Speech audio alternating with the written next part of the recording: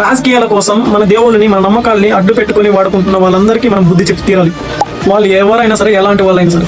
సహనం అంటే శాంతి ఒక్కటే కాదు, మన ధర్మాన్ని కాపాడాల్సినప్పుడు చూపించే శక్తి. మేము సైలెంట్గా ఉన్నామని మీరు ఏది పడి అది వాగితే మాత్రం సహించబోం.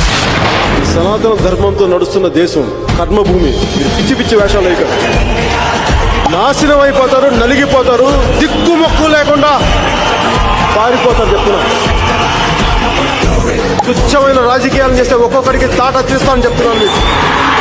ఒక్కసారి ఈ సనాతన సింహం గర్జిస్తే మాత్రం నీ రాజకీయ రంగస్థలం రణస్థలంగా మారే పెద్ద టైం పడుతుంది.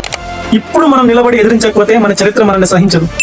మన గుండెల్లో ఉన్న భక్తి ఇప్పుడు బగబగా మండే జ్వాలలు అవ్వాలి. సహనం మద్దతు దాటితేనే శాసనం మొదలవుతుంది. గుర్తుపెట్టుకోమా, దేవుడిని అడ్డు పెట్టుకుని వాడుకుంటున్న వాడికి మనం ఎంత, మన లైఫ్ ఎంత. ధర్మో రక్షిత రక్షిత. మనం ధర్మాన్ని కాపాడితే ఆ ధర్మం మనల్ని కాపాడుతుంది. ప్రతి ఒక్కరు కళ్ళు తెరవాలి. రాజకీయ నాయకుల కోసం బానిసలు అవ్వద్దు.